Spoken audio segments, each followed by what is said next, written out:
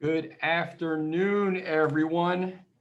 This is co-host Barry Asman here, together with B-Fox. and we are just waiting for the man, Dave Steele, the blind poet. So everyone just bear with us a moment while we bring in Mr. Steele.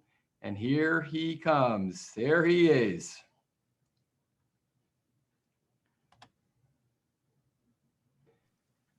Dave. There we go. Where's he at? He's right there. Mr. Steele, what's happening? He's right there in the UK. Absolutely. What's happening? Another Wednesday. Good to be here, guys. Another Wednesday. Incredible to be here. We are coming to you from the studio.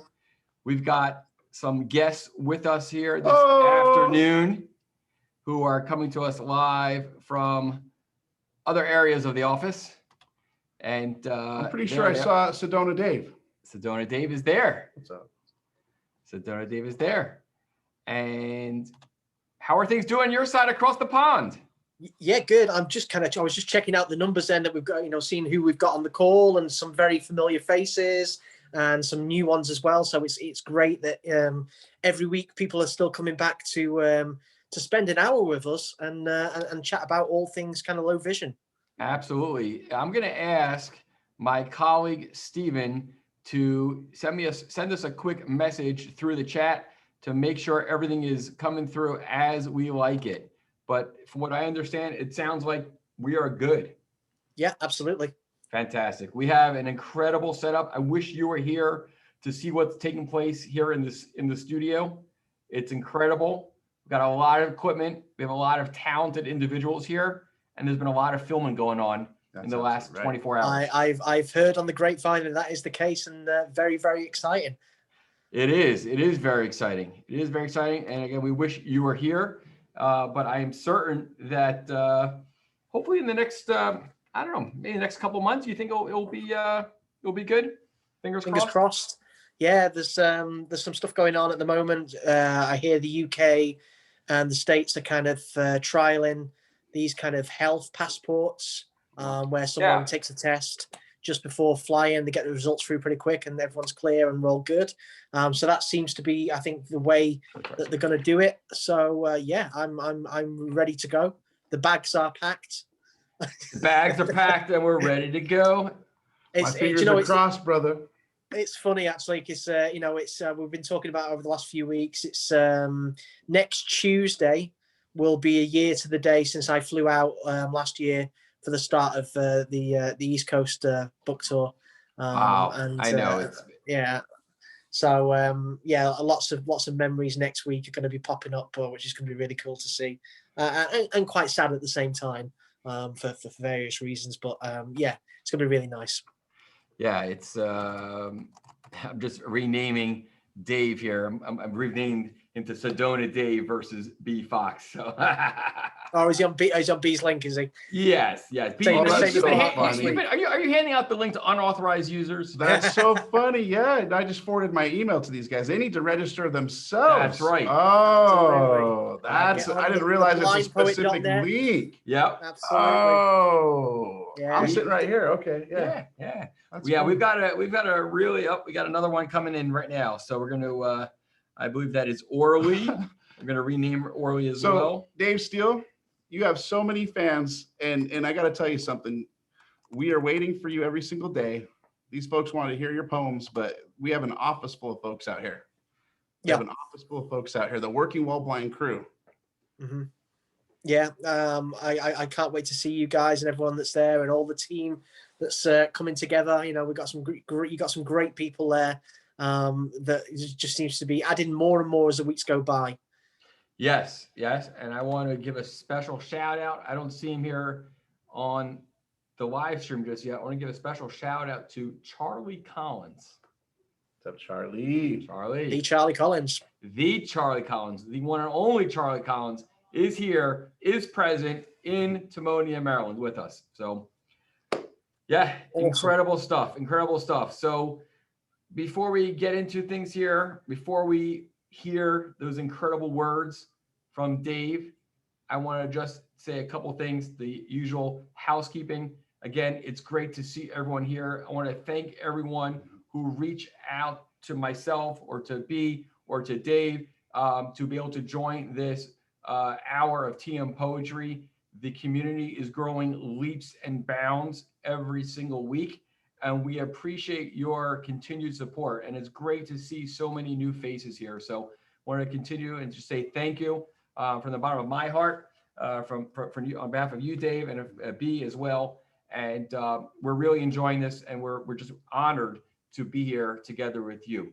So there are a couple ways that you can, hey, there's Charlie. There are a couple ways, hey, Orly, there are a couple ways you can get our attention. So if this is your first time, you can click on raise my hand. There's a button that says raise my hand. I think it says raise my hand. Yeah, raise my hand. And when you raise your hand, I see Travis already has his hand up. I think Travis comes in with his hand raised up from the start. Yeah. We love it, Travis. Like we love it. We love it. So you can, again, raise your hand, and that will let us know that you want to join the conversation. And we will do our best to bring you in at an appropriate time. And we look forward to doing that. When you join the conversation, we encourage you to please leave your video on. If you're feeling shy for whatever reason, you don't want to have the video on, that's also fine. We want you to be comfortable and to be able to do what's best for you. So last resort, we'll take audio only.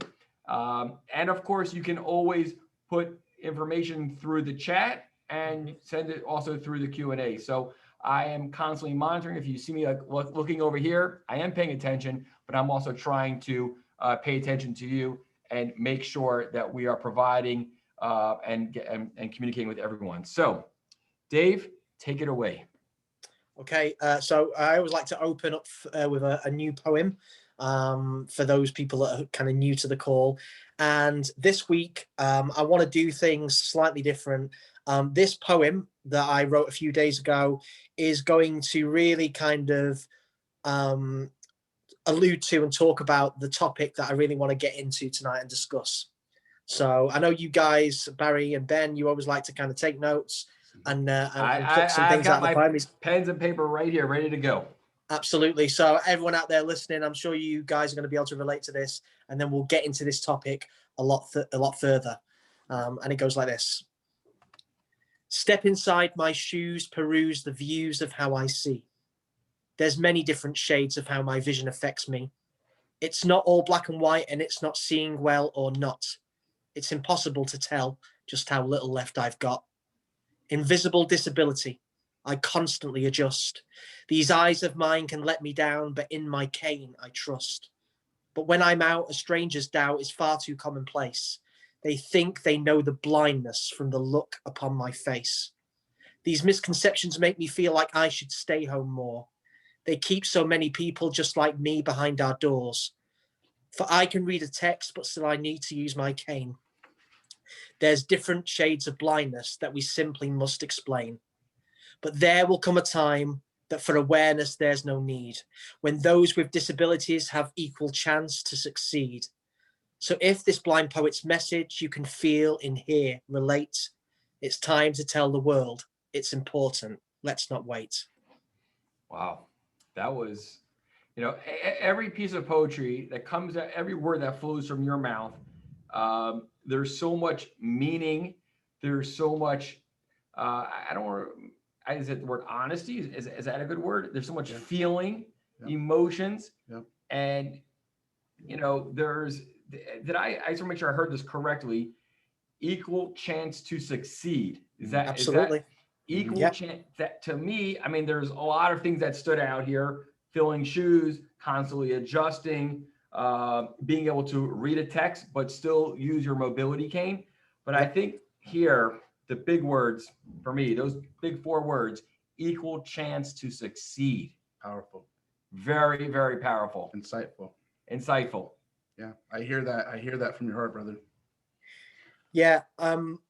So the topic tonight I really want to get into, and we've kind of skated over it in the past weeks, but I've been having a lot of conversations with people this week who are all kind of feeling the same thing. And a lot of it is down to the way the world is at the moment. And I really want to get into that. And this one, we've had some special guests over the last few weeks, and we've got another great special guest next week. But this week, I sent a message to B earlier, and I said, really, this week I want B to play a big part and B to almost be my special guest as such, because you being physically there and you being like myself almost blind, you are going to relate to a lot of these subjects firsthand that we're talking about tonight. So those are the many misconceptions that are out there about the different shades of low vision. Yes. The way people like ourselves can be judged in public for using mobility aids, for using our phones, and the things that are said to us, not just by strangers, but in a lot of cases by people that are supposed to be close to us as well. Oh, yes, loved ones and yes. family. I've spoke to so many people. I put a thing, you may have seen it yourself on my Facebook today, about what are the things that people have said to you when about not believing your low vision or blindness, and hearing Yes. the range of different things that people have said, which I have certainly had said to me on quite a number of occasions. It is something that I think this is the place to talk about it. The other thing I want to kind of touch on, which sort of links into to the same kind of feelings, is with the way the world is today. And we've talked about, as I said in previous weeks, how it is. Everyone's feeling a bit isolated with the constant changing of regulations with COVID, especially here in the UK, where there is where it's on the rise again, and Manchester has just been put into the highest tier of restrictions as of midnight tonight. All the bars close again, and lots of things shutting down, and we're not allowed to see people inside or outside of our bubbles. A good friend of mine, actually, who might be on the call tonight, I don't know if she is or not, I haven't looked yet, who is from America, but she's been over here and met me a couple of times, and with her husband, Chris. She said to me today, sometimes you just picked out some lines then from the poems, and they kind of, certain lines will resonate with you. This friend of mine said today, this was her words: "My eyes won't wait for the pandemic."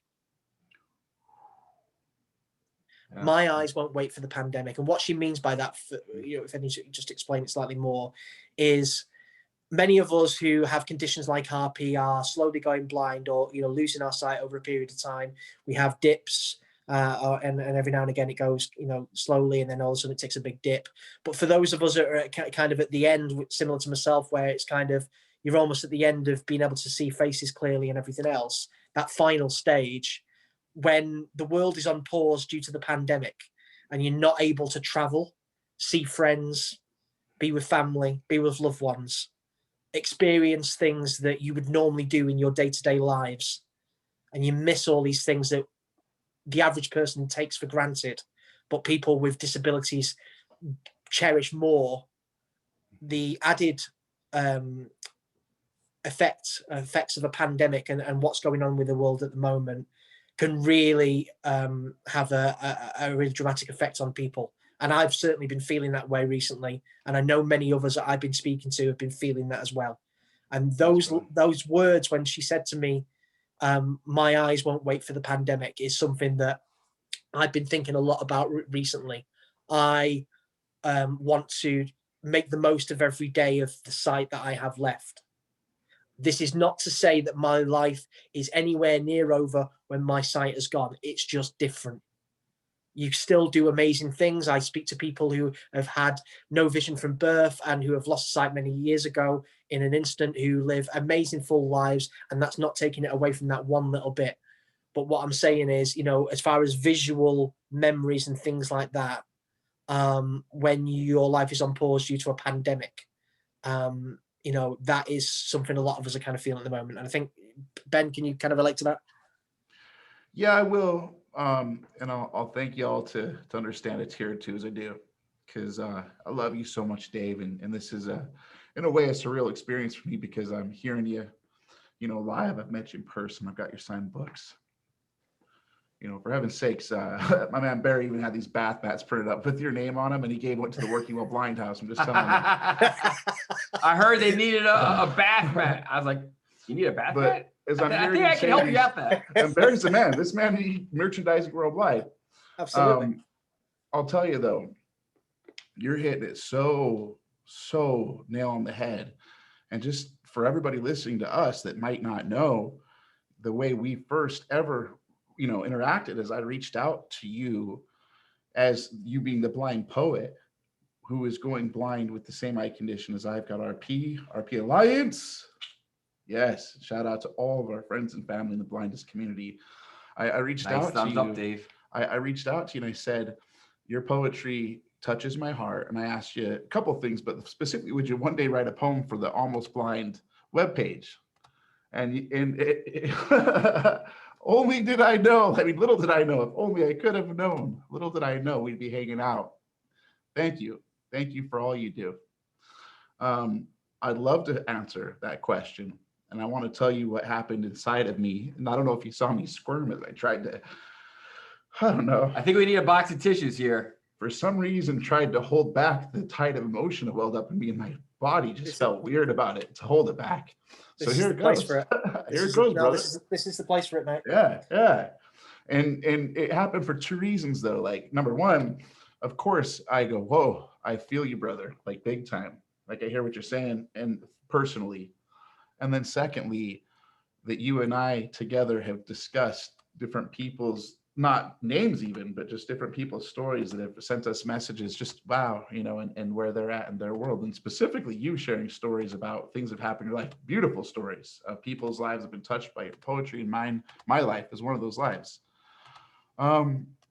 So because of that, and when you talked about the eyes not having time to wait, all that I could think of is that these are people that are not stories out there. There are family.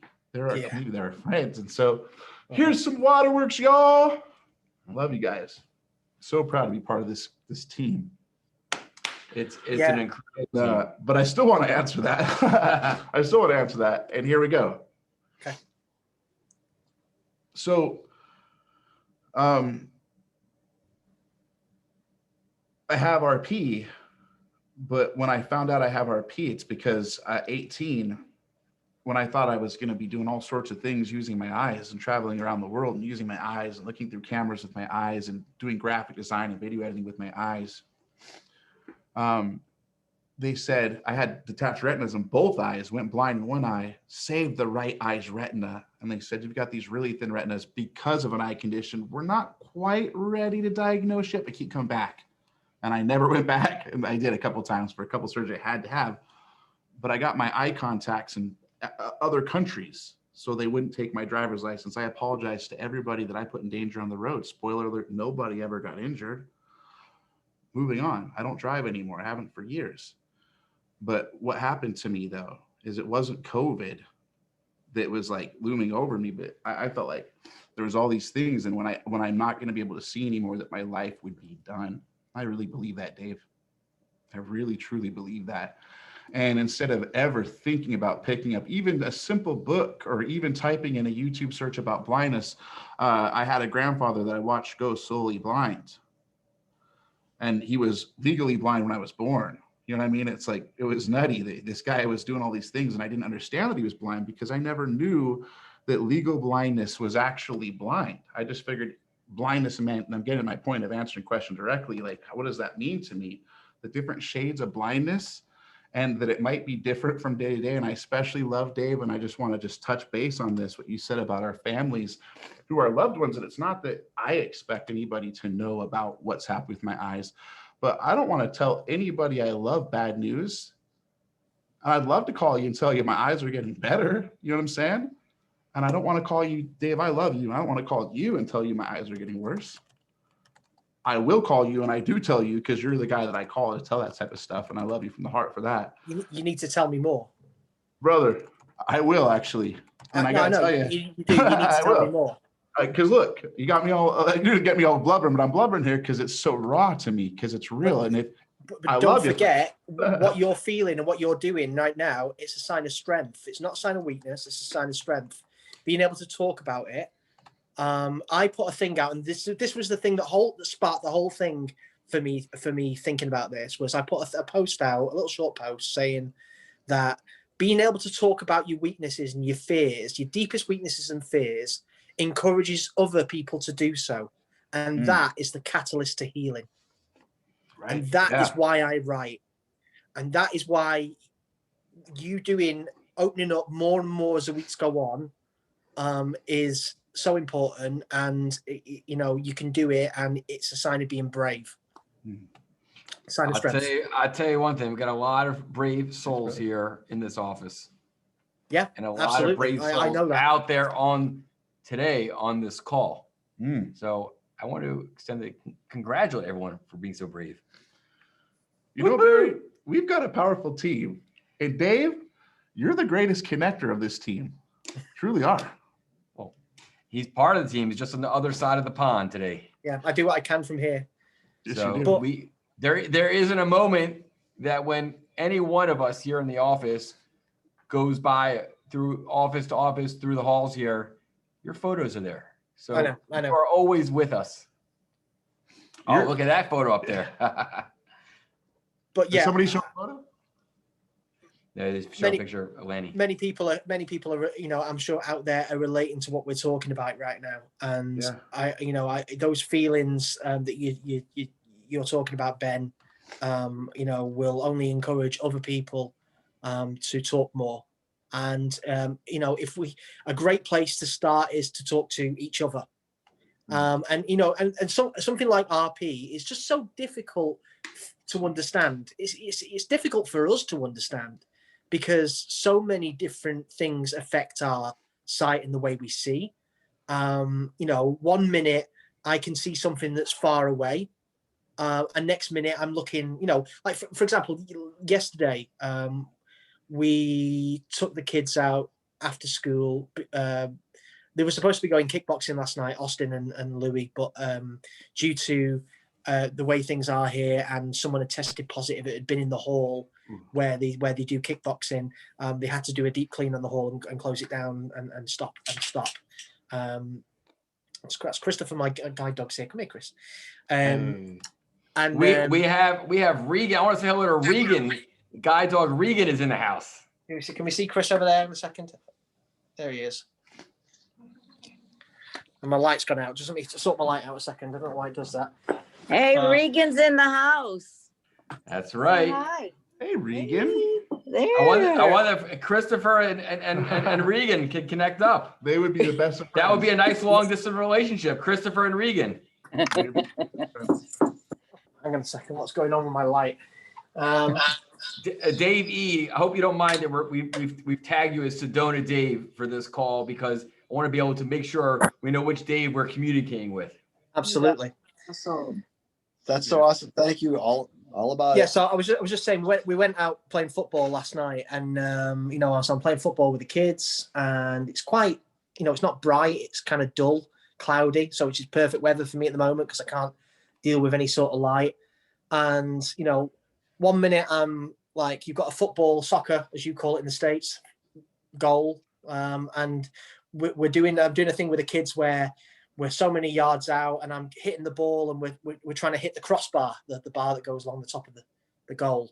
And I'm trying to bounce the ball off the crossbar, and I'm able to hit the ball and hit the crossbar and hit really good shots.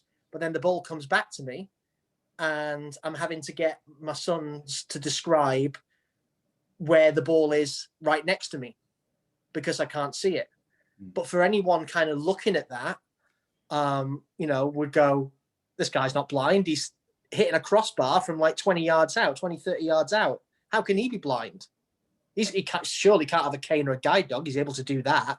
Right. But then I can't see the ball when it's right next to me, or, you know, I turn around and I've got no spatial awareness. So it's very difficult for people to understand. Yes. But if you explain to people that it's complicated and there are so many different variants, that's not difficult to understand, isn't it? If someone just understands the concept that sight loss and low vision and these conditions like this are very, very complicated, and your eyes are constantly adjusting and are affected, and we don't see one particular way all the time, then they don't have to question everything. And I think that's what we need more education about. But I want to put the question out there that I put onto Facebook today. And I'll ask this of Dave and Ollie and anyone else that's out there watching. What are the things that have been said to you where people have, tried to question your low vision? Now, I think, Dave, we answered this last week, didn't we? And you've not really had many, I remember rightly. But I want to put it to other people that are out there. You don't have to come on the call if you don't want to, but we'd like you to. So put your hand up if you want to come in and speak on this subject. If you want to type into the Q&A, what your experiences have been, then please do that. I'm gonna bring. I've got one quick question. I'll bring for Dave. Before you go on that question, I'm gonna bring Lisa in. Can I ask this question real quick, Dave? Yeah, I'm here. So, Dave, when you were trying to kick, like if somebody came up, just a quick question, you're trying to kick that ball and your son helped you set that up and you make that accomplishment, you make that goal and it feels good. If someone were to question you about that, like how would you respond to that? Like, and because I'm curious about that. And if it's happened to me in the past and because it didn't go well, I decided not to go out for a while. I'm just super curious. Yeah. Like how does that go right? Tell me a little bit about an experience that's gone right for you. It depends really. It depends on the person and how, what type of person they are and how open they are to actually understanding. It doesn't matter what we do. Someone actually put it on the comments before saying, there's always going to be stupid people out there who just don't get it no matter how many times you explain, and are going to say nasty, horrible things that are going to hurt us and isolate certain people. There's certain days where I can take it and it's like water off a duck's back to me, but then there's other days where it makes me cry. It upsets me and I get frustrated and angry and sad and every emotion you can think of. Right. Today's one of those days. So I've unmuted Lisa, and I've also unmuted, I'm trying to unmute Charlie as well, but go ahead, Lisa. Take it away, Lisa. Hi, can you hear me? We hear you loud and clear. How are you? Good, I'm great. I can't get the video to go on. I'm not sure what I'm doing wrong, but anyway. So this happens, of course, like it does to all of us so often. But this week, especially, it's happened in the last month at healthcare providers, which always really flabbergasts me because I assume that people who are working in healthcare are going to be more empathic about low vision or more understanding. But just this week, I was going to my orthopedic surgeon appointment, went into the lobby, couldn't discern where the elevators were, and there were a couple security guards in the front door. And I said to one of them, can you tell me where the elevators are? Had my white mobility cane, sunglasses on. And she said, it's over there. And I said in what I think was a very calm and considerate voice, for someone with low vision, that kind of description doesn't help me. Can you be more specific about where I need to go? Right. And the other guard said to me, go straight, right? Go straight where? The other guard said to me, well, you don't talk to her like that. She's trying to help you. And I said, but she really wasn't helping me. And of course, my reaction is to cry, even whether it's anger or sadness or whatever. And I said, so then I just started to walk away. And she said to the other gentleman, well, she can see well enough. Oh, I was, my breath was taken away because, of course, my first reaction was to turn around and try to even explain to her how little I do see and what that means to hear someone say something like that. On the other hand, much like what Dave said, there are going to be people who are never going to understand. And I felt like at that moment, I wanted to stay the better person and I had to just keep moving. I couldn't go back and Lisa, do you not find though at the moment? I mean, there's so many people out there that have experienced stuff like that and are experiencing things like that at the moment. Do you not think though, at the moment when it happens, it has even more of an impact on others because of the way things are, and it's a battle to just sort of go, I'll just stay home. Yeah. I'll just stay home. Like I won't go out. It's another excuse. And it's, I'm feeling it so much at the moment. I wrote a piece today about it, and so many people on my Facebook page related to what I wrote about how I'm feeling at the moment. And I think it's so important that we talk about it, because it's the only way we kind of process it, by talking to others and relating and getting past it and encouraging each other, because we need to. And my journey it's like another lock on the door. Yeah, my journey to that appointment too had been just, one trial. I walk there, and it's about a mile and a half from our house, and lots of construction. So I'm crossing a lot of roads that I don't usually have to cross. And so it's just, the whole thing. And then of course I've got my mask on, so my vision is hindered even more, and my glass, whatever. But it just was so glaringly obvious also that in addition to this happening, even in the best of times, people say things like that sometimes, but that so many people are at their wits' end just in general about their life. I mean, I went upstairs and I was crying when I checked in at the reception desk, and I said, I'm sorry, I had a difficult experience with the person, a guard downstairs.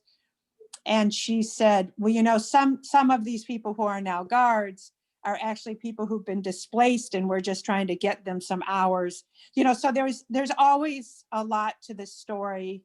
It didn't take away from the cruelty of what the woman said, but it did allow me to say, I have no idea what her backstory is. She might have lost her job. She's just getting these hours as a security guard when she might really be a radiology tech. I don't know. I mean, I don't know the backstory. Yeah, that's very true. That's very true, Lisa. I often think things like that. I think a couple of days ago we went to a McDonald's drive-through to pick up a Happy Meal for my youngest Austin on the way home, because we didn't have time for dinner. And my wife Amy's very big on kind of like politeness and customer service and everything else. She one thing she can't abide is rude people.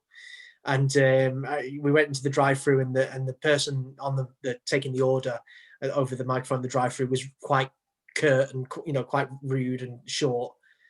And I just remember like thinking to myself, you just don't know if that person's having a bad day for whatever reason. Maybe they've had a death in the family, or it's very it's very difficult to judge. But on the flip side of that, sometimes it just affects us, and that's human nature. For it to upset us and make us cross, or make us sad, or make it's just it's a tough one to take.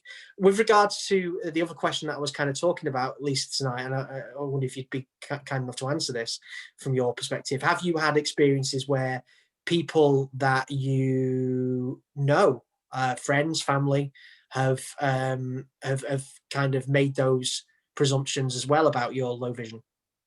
Yeah, I would have to say most. I can't really think of a specific. I feel so fortunate that my group of friends and family, if anything, sometimes overcompensate a bit. Like, are extra protective if I'm walking with someone, and I appreciate that they're letting me know things, that are coming up. I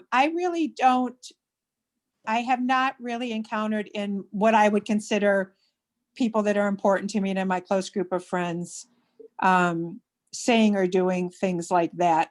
But I've also worked really hard at educating them about what I'm going through. And your poems have helped a lot with that, Dave, honestly, and sharing those with them, because it's been able to put into words some of the things I've not been able to articulate as well. And I know, Barry said that, lots of people have, B Fox has said that.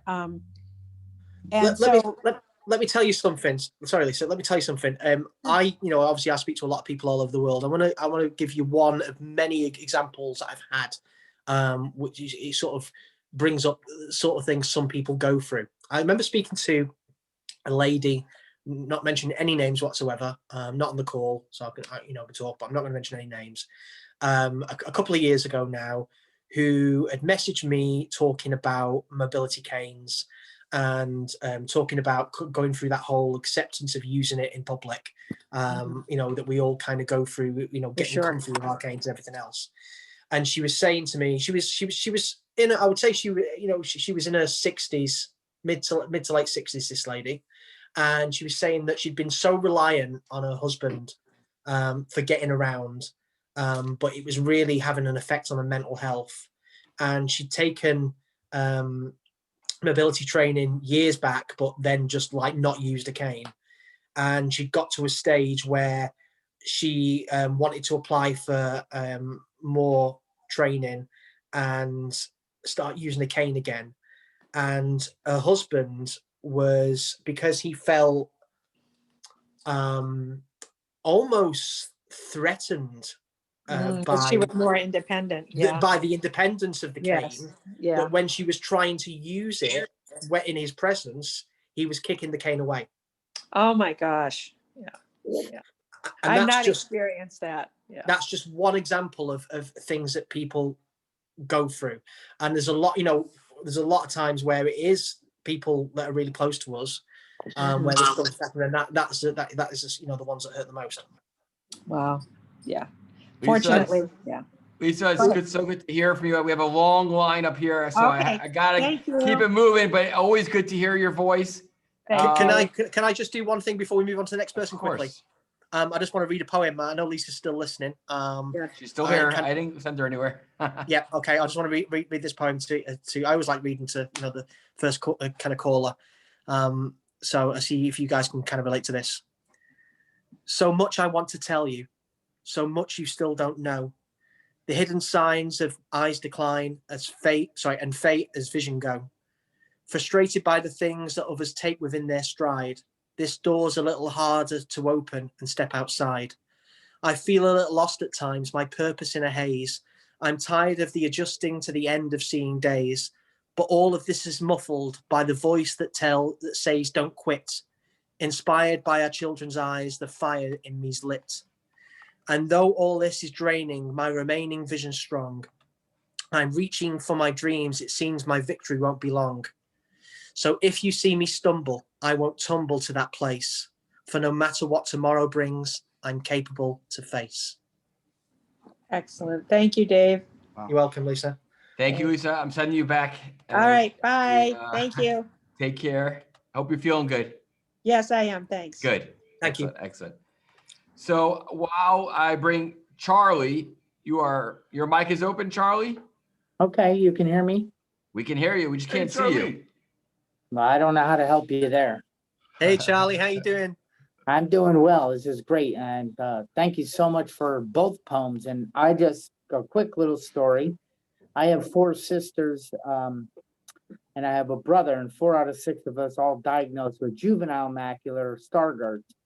Yep. So I'm now a full-blown macular degenerate. And I've been legally blind 40 years. So here's one of my stories. It's quick. I'm sitting with my legally blind sister and I asked her, hey, where is I don't remember what it was. And she's like, it's over there. I'm like, over there means something to you, but it doesn't mean anything to me because you put it there. She's like, go stop whining. It's over there. So, I think that's funny because even me, as a legally blind person, when my sister asks me at times where I might forget and say, it's on the counter. On the counter where? Oh, it's over by the phone on the counter. Oh. So I could do that. And another thing too, I thought the first poem, when you read it, it was soulful. I heard soulness coming out of there. And I understand the ups and downs at times. I understand that we don't see with our eyes, we see with our brains. Yeah. And everyone outside of us that doesn't have an eye disease, they only see with their eyes. They have no idea they're seeing with their brain. Mm-hmm. And they live in a visual world and everything is processed that way. And that is not the world I live in, I work really hard to not fall into that bondage, and it is bondage. Such a good point. You know, that the bondage I've created, it's bondage of self. And there are days I am 100% relieved of the bondage of self the entire time. And there are days, here it is. And, you know, so I just wanted to touch on that and say I appreciate it, because that's been my solution, is teaching others, working with others, working while blind, being around. The past 2 days, I've been around all different types of low vision and blindness. And I haven't had a thought my life sucks because of it. I haven't had a thought. I have Dave helping me do something. Ben's helping over here. We come together as a team. And vision loss is not discussed throughout the day. It's because we have a goal. We have a mission. We are working together and working while blind. That is 100% accurate. It is a true statement. I am proud to be part of it. And again, no one, I don't think I've ever heard anyone here in the office say, you know what, my sight's not good today or whatever reason, you know, let's hold off on this today. You can't do it. Not Can one. I've just say never heard something? that. Never heard that. When I came out and met Ben for the first time at the beginning of January at the Unblinded event, I remember meeting Stephanie McCoy from Bold Blind Beauty, which I'm sure a lot of people out there will know. And there was a couple of friends of hers, Cheryl, and a couple of other people who are friends of hers who I've known for quite a while, and they've known me kind of online. And I remember having this conversation with one of them at the event, and we were talking away about stuff, and she turned around, she said to me, and I love questions like this. She said, "You're not how I imagine you'd be." And I went, "Oh, okay." I said, "I've got to ask." I said, because that's just leading to a whole big question. I said, "How did you imagine me to be?" Right. And she said, "I imagine you to be really serious because of my poetry, because of the stuff that I talk about. But actually, you know, me as a person, and when, you know, we're together, as you rightly said there, and as Charlie rightly said, you know, when we naturally don't all sit and talk about, you know, stuff like this all the time. No, it's a riot when we're together hanging out. Yeah, absolutely. And it should be, as it should be. Yeah. It's still important to talk about stuff like this on in places like this, on occasions like this, because of the impact that it makes and what it does. But you know, none of these conversations that we're having, none of this poetry is all doom and gloom. There's always positives in it, but it's, you know, it's that thing right at the beginning that we talked about. It's about opening up and talking about things, and it's great strength in being able to talk about your weaknesses. Yeah, and that is what it's about. It doesn't mean that it's all doom and gloom and that's how, you know, life is, whatever. But these are the things that we need to talk about. And if we can't talk about it with each other, where else can we? The conversation starts here. Absolutely. I want to bring in Nina. Nina is in the house right now. Nina. Oh, brilliant. Hi. Hey, Nina. I'm so glad you're on the call. So trying to balance out the we're going stateside. Exactly. We need people over this side. So Nina's actually in Manchester. Oh wow. Yep. Fellow Mancunian. She is a fellow Mancunian. So I always do this with new people on the call, Nina. Can you tell Barry and B Fox and about where we met, how we met, and kind of how it's gone from there? Okay. We met at a charity event for Henshaws, a local sight loss charity in Manchester. Was it Dinner in the Dark, Dave? It was Dinner in the Dark, yes. Yeah. And we were sat on the same. Were we sat on the same? No, we weren't sat on the same table. Dave was reading his poems at the event, and I was at a table with my family. And afterwards, absolutely. And your husband came up to me at the bar afterwards. Well, yes. We had a chat. Yeah, because it was the first time that I'd heard Dave's poems, and I was crying at the table, and my family were crying. So my hubby went over and was like, I hear that. Just want to say, like, yeah. Nina, can you just tell everyone a little bit about, you know, your low vision sight loss, how that came about, and your story? Yeah, sure. So I was 2 years old. I wasn't born with a sight condition. I was 2 and I caught the flu virus. The flu virus attacked my eyes and then left me with lots of different problems. The closest they got to it was chronic uveitis and cataracts. After 28 years of corneal grafts, lens transplant, cataracts removal, I had my first accident at work where I lost my right eye. Oh, Something fell on me and it burst the eyeball. They couldn't save it.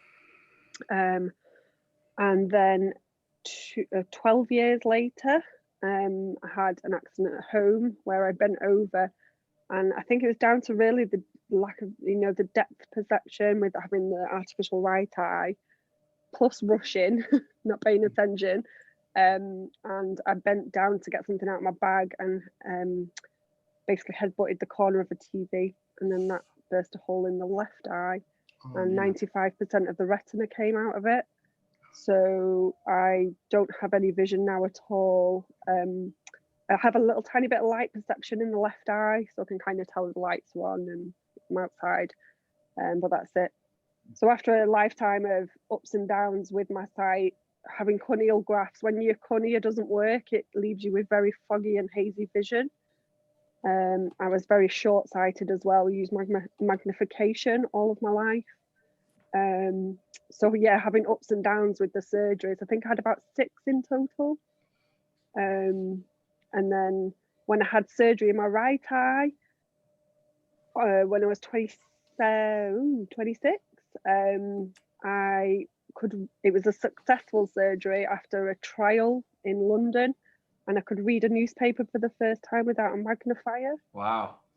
So it went really well, and they were expecting to do the left eye, but kind of fate took a turn and didn't want me to be sighted. It wanted me to be blind, which is great. Like now I don't think I'd be any other way. I think this is who I was meant to be. Like I think the universe wants me to be a blind person.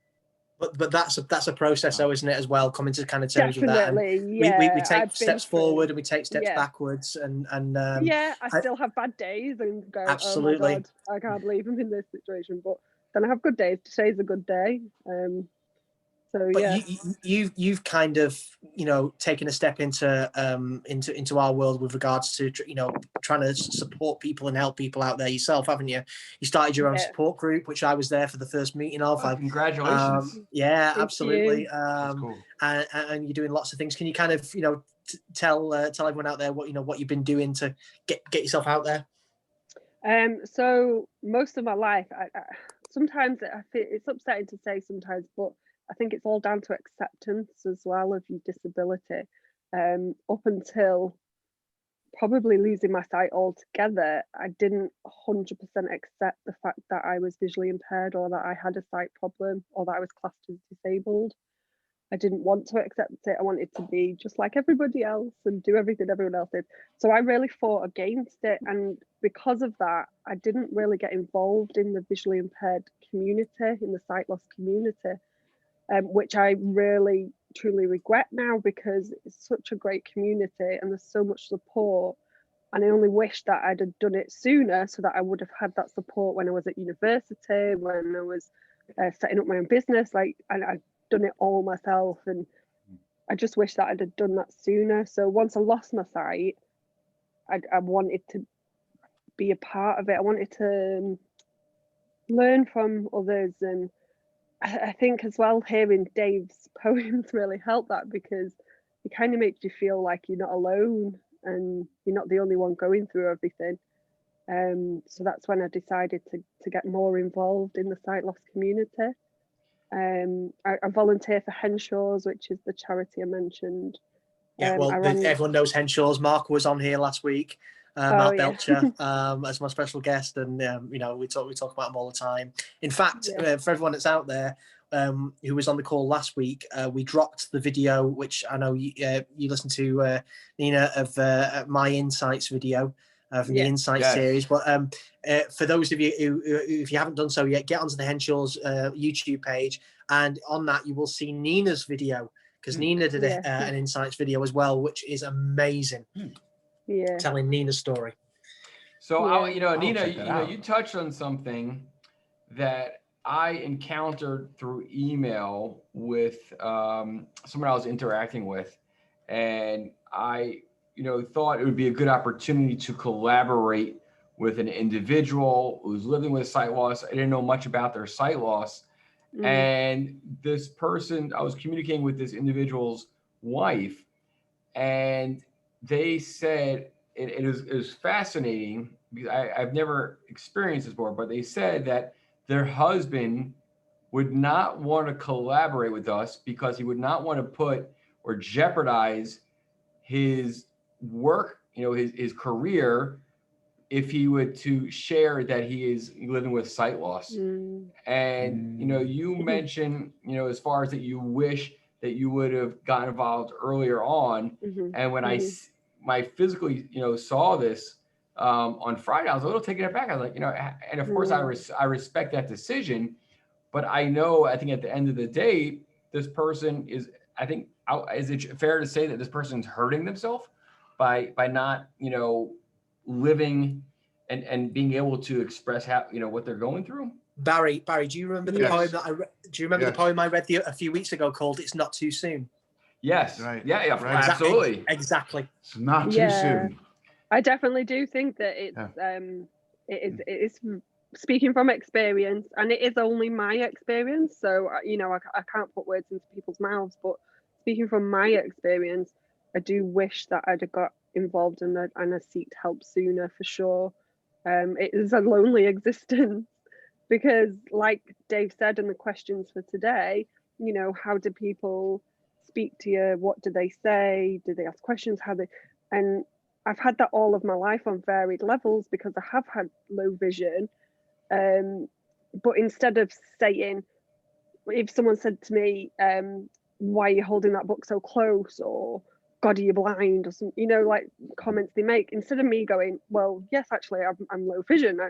I can't see very well, and I'd be like, what are you talking about? And get a bit defensive and pretend that they didn't say it and not want to acknowledge it and brush it under the carpet a lot. So it's quite a lonely existence as well, when you're trying to just be like everybody else. I want to share a comment. Mindy shared through the chat or through the Q&A per se, whatever it is. Mindy, I want to read what Mindy shared with us. And she wrote as follows: when my sons were younger, we were asked why we were at a soccer game if they couldn't really see the game. And she continues on, she says, my oldest has a guide dog, and people often either offer to pray for him or offer to pay for his meal. My younger son's friend questioned his blindness because he can play sports really well, but he can't see up close due to Stargardts. And, these are, again, all part of misconceptions. And, just because you're living with sight loss, it's not mean you can't experience and live your life. Yeah, definitely. That's a big misconception. Yeah, like the phone one is the best one as well for me. And again, going through different levels of vision, from having to hold the phone close to my face to then using the zoom on my phone. I use Apple, so using the zoom and having to like magnify. And then now I'm completely blind, I use voiceover. So then having to explain the voice to people, and I get a lot of, how can you understand that? It's so vast. Or what is it you're looking? You can't see. What is it you're looking at? And the best one I love doing is putting a screen curtain on the phone. So if you sat there with the screen curtain on with the phone in your hand and you swipe in, and they're like, your phone's not on. And I'm like, well, actually it is. That's awesome. That is awesome. When you had your first support group meeting, and it was at this place in Manchester City Centre, and I got the tram into which is like a light railway system into town, and I had my guide dog Christopher with me, and I'm trying to find the building, and I've got my phone in one hand and my guide dog on the harness in the other hand, and I've got one eye on Google Maps, and I'm walking down the street, and people are just like looking at me going, what's going on? Do you know what I mean? Is this for real? But the more Yeah. people do that, the better. You know, me and B have spoke about before about Yeah. like, you know, people being so like for people who've got like some residual vision but need the cane in certain places like myself, where, you know, in busy crowded places or unfamiliar places you need your cane, but in familiar surroundings you could maybe walk at the side of someone and get around fairly safely. You know, just having that confidence to be able to kind of in front of people take your cane out and put it away when you don't need it. And I think if there was loads of people doing that, it'd become the norm. Yeah. And people wouldn't question it. Speaking to people like yourselves and getting involved in groups like this or my group, I think that really helps people's confidence grow as well, which then enables people then to be confident in doing these things and answering questions and not getting kind of defensive, but being intuitive and going, well, yeah, okay, this is how I do it. Let me show you. But you know what I loved about your group, Nina? That first one that I went to was you had quite a lot of your friends there, didn't you? Yeah, I've got twin sisters. They were there, and then friends. Yeah, so I thought it was really great having sighted people within the group as well. Yeah. So because I could see them listening to when people were talking and telling their stories and their feelings on certain things, of them going, oh yeah, I get that. You know what I mean? So, you know, I want to speak about this in future weeks on this group of getting, you know, of actually having special guests from outside the low vision community.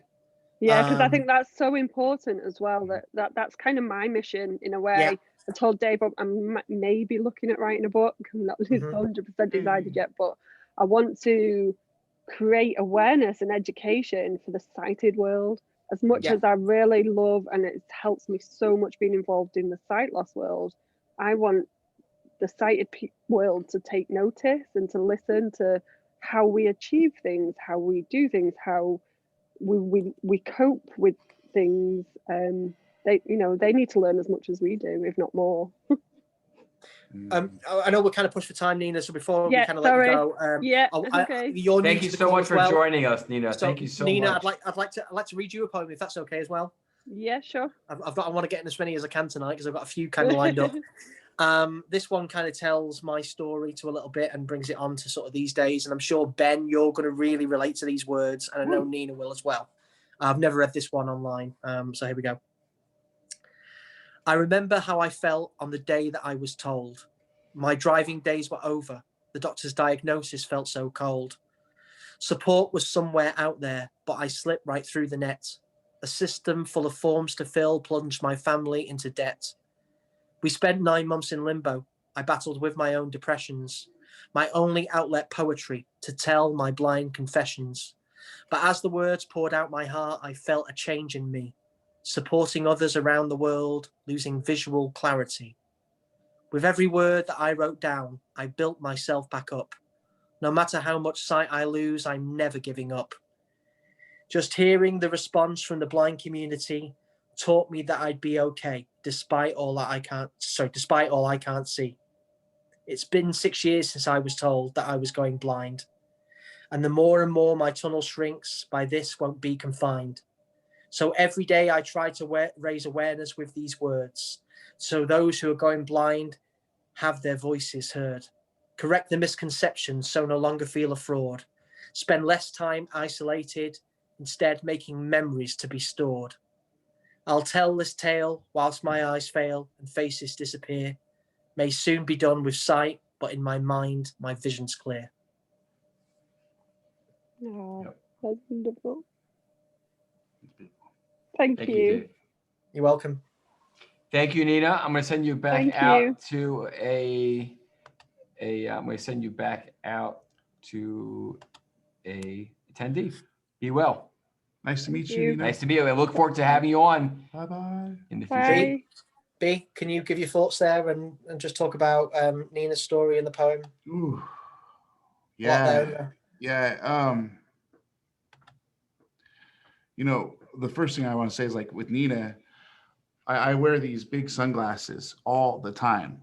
I have light perception problems, but I went blind in my left eye when I was a teenager, just barely able to save it. But I started bumping into things on a regular basis and nearly poking my eye out. And with my little tunnel, I don't know if this is something that happens to a lot of people, but I just want to tell you, yeah, that story really, it touched my heart in a way that I just want to tell you that. And I really care We've about never your had this story. conversation, B, but I'm going to say to you now as well, and I know the answer to this already. Another reason that you wear those glasses is so no one will question it. That was the other thing I was going to check in with you on. I have on my left eye, it's become very lazy. And I have to tell you, before I joined our community, I have to say I regret that I was embarrassed by it. And so people would question me about that. So I have one eye that does look blind, and then one eye that doesn't.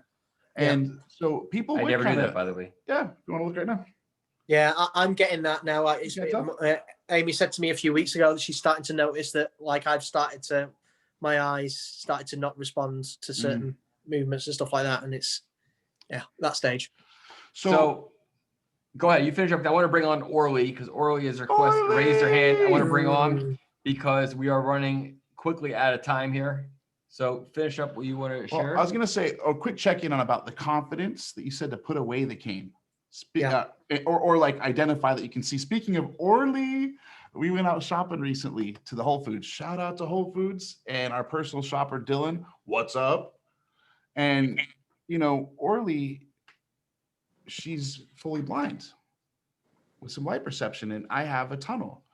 And we were just lucky and blessed to have a personal shopper. It was very cool. And I felt so awkward. And how should I express to him? Like, hey, he brought us up to something. I'm like, oh, here's what you told, that's what we're looking for right there. Let me pull it off. What's it say? Oh, I can read it to you, but I'm blind. And I didn't know if I should let them know or not. And I didn't know if we deserve to have a personal shopper when I can still see. And I had all these qualms inside of myself. I cannot explain.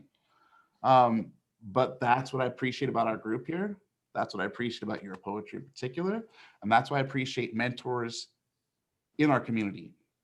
And when you said the courage to put away the white cane, the confidence to put away the white cane, I want to just check in there to make sure I highlight that, because it stuck out to me that there is a courageousness there for people in the loving community to, like, I don't know if you've ever faked total blindness, like, oh, hey, thanks for bringing me over to pasta sauce.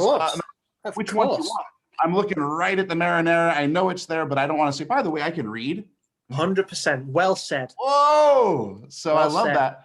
And I want to read one thing to you. It's a tribute to you, my friend. You are the poet. These words were all yours just said, but they just came up to me. I wanted to write this down real quick. And this is how I describe our friendship, Dave. You ready? Okay. Yeah. Through my tunnel vision, I'm going to read this. Okay. We have a friendship forged. And this is just, we have a friendship, but this is the quote here. So friendship forged from silver linings. Friendship forged from silver linings, found from vision lost. I love that. Mhm. Silver linings, absolutely. Always Silver looking for the linings. silver linings. Take it away, Orly. Welcome. Hi. Hey, Dave. Ollie, how you doing? I love you, darling. How are you? Oh, All right? I miss talking I miss to you. I you. wanted to let you know that I'm definitely not a poet, and I really know it. So that's okay. It's so good to hear you. Same here. Same here. I went through the last stages of having low vision growing up and through my teens, and had to go through that loss. It is grieving. I had to go through it probably in my early to mid 30s, where I had to stop using large print, CCTV, and it was a hard thing to accept and to go through. I will tell you that I get a lot of. I used to, when I was young, I would hide it or try to pretend it wasn't there. And when I had my ID cane on a city bus and I was in a new city moving, I would, one thing that stands out in my mind, and I've had various comments, different, but various comments that mean the same thing. I heard these two ladies, and I was standing holding the bar on the bus. These two ladies are chatting like they think I don't hear them, I suppose, initially. And they were saying, wow, she can't see. Her clothes match, her hair looks so good. And I've had comments like that many times. You cook how? You have children. No way. And I know people don't think about what they say as they're saying it. It's just their reaction. But I've gotten a lot of that over the years. And my eyes, even though I have no more vision at all, usable vision, my eyes don't, I've had people say, but your eyes don't look, you don't look blind. I get that a lot. Yeah. And people do have these misconceptions, and I've always been patient. I always educate and talk people through these questions, and I share my feedback and my experiences, because that's important. I don't get frustrated or angry, because that's just going to shut someone down, and when they meet the next person, you know, they'll shy away. So I've always been important about educating people, and a lot of people aren't aware. They just come to assumptions just by what they see, what they see in the person. The children one gets me though. A few years back, I went through a whole kind of legal battle for my daughter who lives with her mom in Scotland. Yeah. And we had like a hearing at a court, and my solicitor was absolutely dreadful. He was like a legal aid, like, you know, I didn't pay for him, and he was just the worst person you could have representing you. it was laughable. But in the meeting, it was said by my daughter's mum's solicitor that she was worried about how I would be able to look after my daughter being visually impaired, and worried about her safety, me being blind. And the judge, or the you know, the person that sits in there, who's the judge type person, don't know what it's called, with one of those wigs and everything. No, they didn't have the wig. It's not like high court. I wasn't in for murder. Okay, it's like, it's family court. I thought all the courts in the UK. No, they only do that at the Crown Court. But yeah, the judge, you know, whoever it was in there, said, "Oh well, that's something that we need to look at in the future." And I cried for 2 days after that. I cried for 2 days, because I was like, "How dare they presume that just because someone has low vision or blindness that they can't look after a child?" I know so many people, blind parents around the world, who are amazing with their children and bring them up better than sighted people. And what I'd like to add to that, what I tell people now, it did take me time not to take any of these comments or misperceptions personally, is I tell people that one of the examples is when my oldest son was 1.5, 2, I would go to these mother groups, and the mothers would socialize and chit chat in the living room, have the tea, and the kids would be running around and playing. And guess what? They're all focused on the conversation. I hear a couple of kids in the bathroom, washroom, whatever, restroom, and we're on the main floor. This is upstairs. I hear every sound, and they all have a visual input to me, like meaning. I would hear these kids, and they're playing in the damn toilet. And I'm saying, hey, and I knew one of them was my son. Hey, get out of the bathroom, out of the toilet. And the mothers were like, what do you mean? How do you know? And one ran, and they were shocked that I knew, because I was listening. I heard the sound, and they're all, you know, their kids can run wild. My kids never got away with anything, and they hated that. So we tune into all our other senses and pick up so much that people that are focused on vision through the eyes don't. People need to understand that. They need to understand that. And I think that's why I'm on a mission, one, to help people understand that through some of my initiatives that I want to work on. I am writing my memoir to help other people.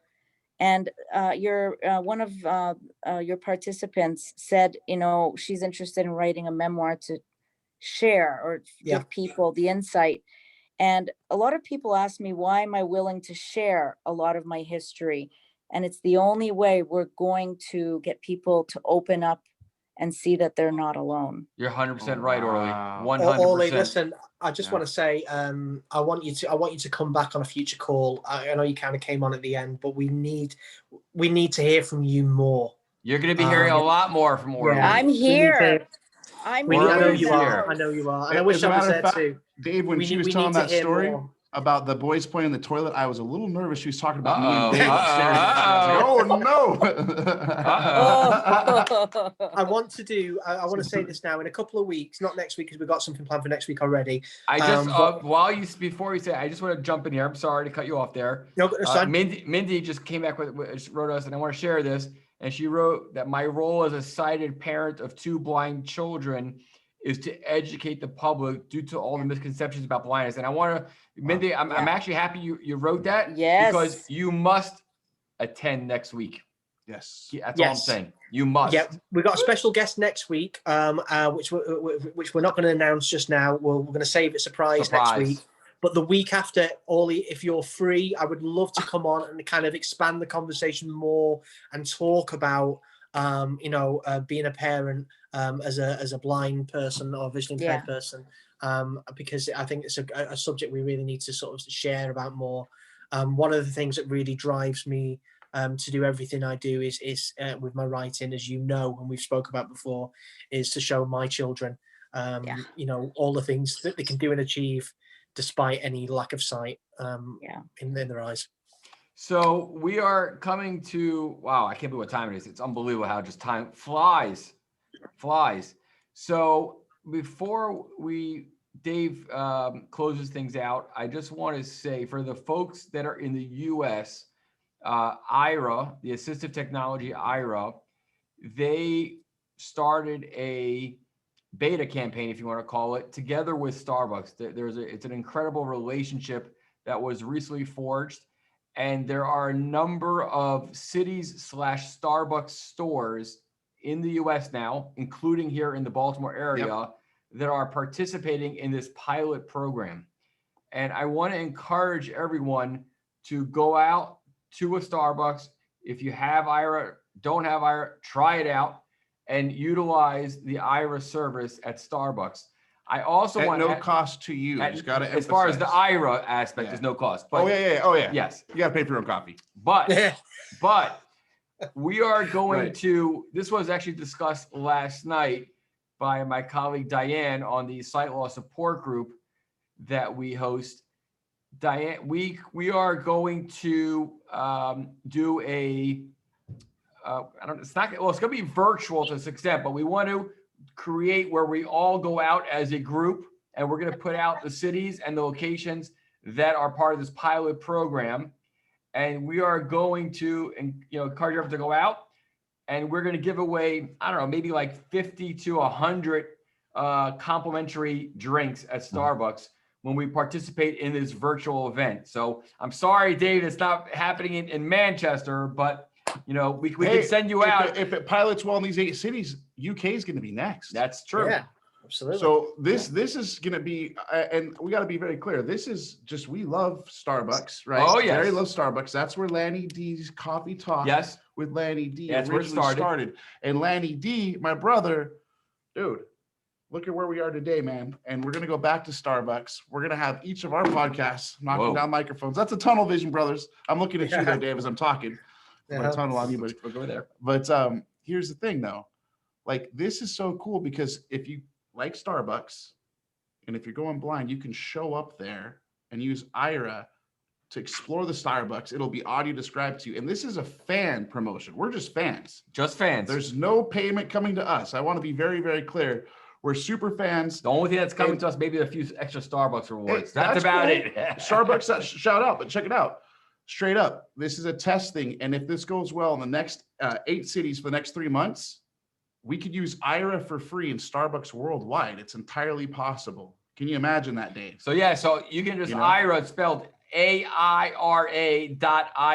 AIRA.io. I know a lot of people get a little confused by that. IRA. No, it's AIRA.io. Download the app. We're going to, I'll send out an email. We'll put out an email which Starbucks are participating in this pilot program. There are plenty of them out there. I think New York City, Seattle, Baltimore area, not the one right here by our office, but we're going to go to one, and we're going to do a virtual get together, and we're going to give away a lot of drinks, and I'm super excited, and we're going to make this a very cool event. Sounds awesome. And again, the way we're going to do it is that Lanny D is going to order you a drink, and it's going to come up from your barista in your location under Lanny D. So stay tuned for more of this. Love that. Yeah, Love that's right. that. Stay tuned. Stay Love that. tuned. And Dave, I want to have you, not Sedona Dave, but Sedona Dave, thank you for participating and being here as well. But I want Dave Steele, the blind poet, to please close it out. And yes, Mindy, yes, IHOP also works as well. That's very cool. But very cool. Dave Steele, this is the last time we'll speak before I have seen, well, I might talk to you later today, but Borat 2 is coming out this weekend. So I just want to prepare you. I know. Me too. I'll have new excited. material. Are you excited?